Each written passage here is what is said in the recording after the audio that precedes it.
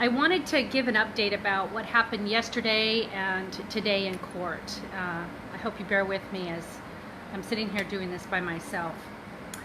I drove all day Monday. I hooked up with Shauna later on in the evening, and we were able to travel into Pendleton together, where we stayed the night, and then we drove into Portland the next morning to attend court. We were there probably about 9:30, 10 o'clock in the morning, only to find out that we were not going to be allowed into court because they were still working with the jurors in reference to their questionnaire that they were filling out. And then, so Shauna and I waited around because we were told to come back at 1 o'clock. And we did. We went back and we sat there and we waited and we waited and we asked some questions in reference to, you know, hey, why are we not going to be allowed to go in? And what they did around 2 o'clock, it was they filled up the entire courtroom with close to 100 jurors, where then they said that we're going to have to wait until some of the jurors left in order for us to come in. And so we're sitting there waiting patiently, and gosh, it's about 4 o'clock, I think, close to 4 o'clock, and I'm sitting next to Maxine, who writes for the Oregonian, and we're kind of saying this is kind of unusual that they're not allowing any public in there, or the press, or anybody. And so she happens to make a call, and she makes a call to the judge, and the judge gets on the phone and says, well, let me make room for you. So Maxine gets into the courtroom. They make room for her. So we're continuing to sit out in the lobby going, they're never going to let anybody go because they don't want anybody in here to see this process go on. Or to even, you know, we don't know what kind of questions they were asking. We don't know why some of them were dismissed, etc. So we sat there, and about 4:45, they finally allow us to come in. And they have dismissed the rest of the jurors, that they have seated the jurors that they have picked. And then there's some confusion on whether or not the jurors have been sworn in. And they kind of outline what's going to happen the next day and what the next phase will get. He talks about giving the jurors their instructions tomorrow, and that he thanks them for their service, and then we leave. It was kind of a, you know, a slow start to this whole process. But I'm determined. I'm grateful to be there. I'm grateful for all the support and love that all of you have shown our family, and for the help that you've given us, enabling us to be there. Well, this morning we went into court, and we were let in today, and without any waiting in the overflow or anywhere. It started out, I've got some notes here, so pardon me for reading some of it.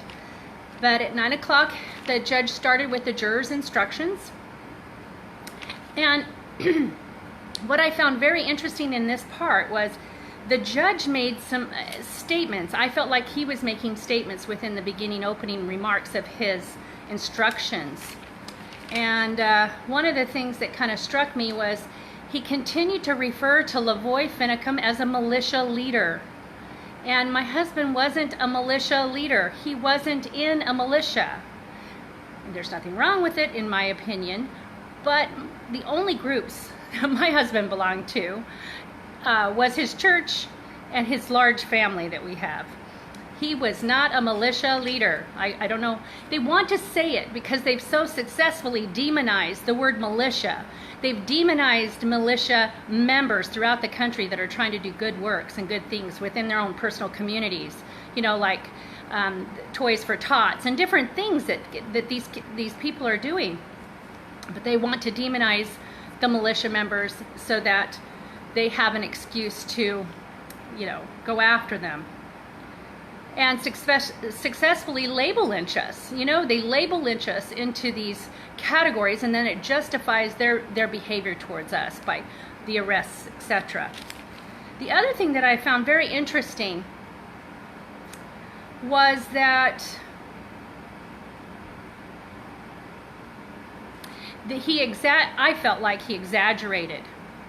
He made the comment, like I said, I'm sitting here doing all of this myself. I'm going to switch hands here. Oh, that's okay. Anyways, I felt like he exaggerated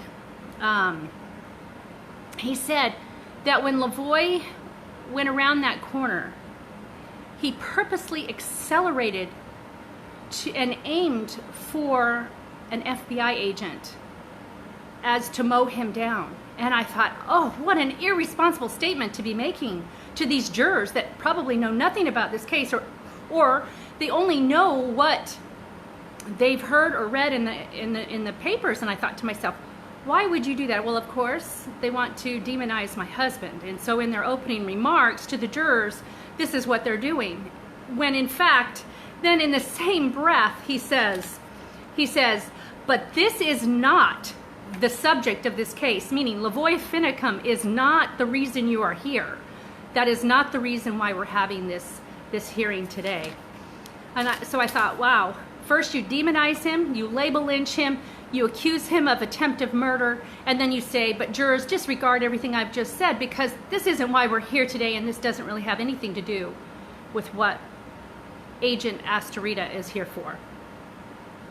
After the judge's opening remarks and jury's instructions, then the government made their opening statement, and then the defense made their opening statements. And we learned some things in there. We learned that, well, actually, I believe that we learned when the witnesses started testifying. Their first witness was Greg Bretzing with the FBI. He was head of the whole entire operation. And we learned there that there were over 300 FBI officers there. Just the FBI alone, they had over 300.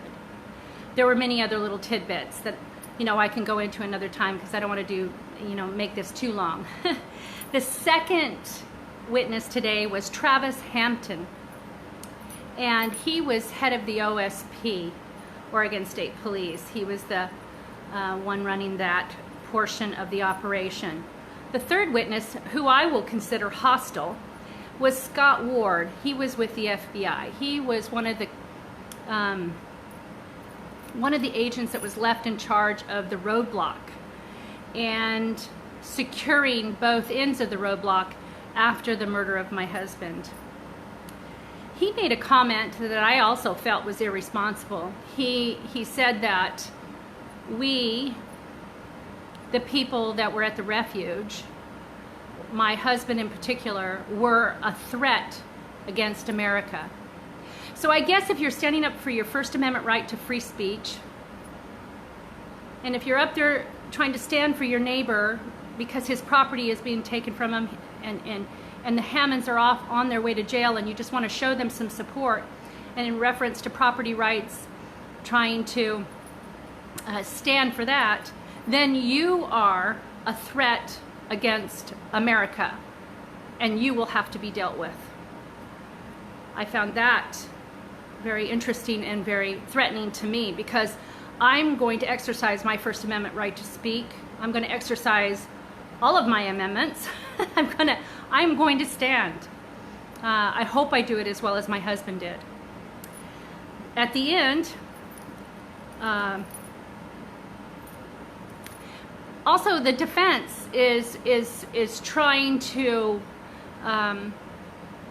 project the responsibility onto officer number one. They're not giving their names, but officer number one has admitted to firing 5 shots, 2 of which killed my husband. Officer 2 also fired one of the shots that killed LaVoy.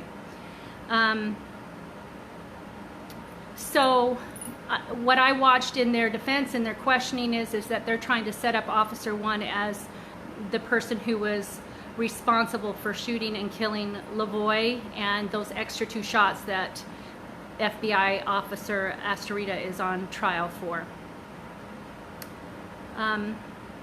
That's pretty much what I learned today. A lot of it. There's a whole bunch more, but to make this short, I just kind of gave you the highlights and the little blurbs here. Again, I want to say thank you so much for being here with us and for supporting us and for continuing to stand for what's good in America. One of the reasons I am doing this, one of the reasons I am up here, is to make sure that we hold them accountable for the wrongs that they have done. This officer is accused of lying and obstructing justice. He's not accused of killing my husband. but he's accused of lying. And we need to hold these people accountable.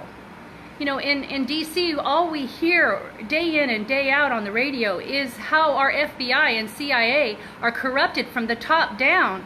It is not a far stretch to think that possibly Astarita did lie. Look at what else they have done.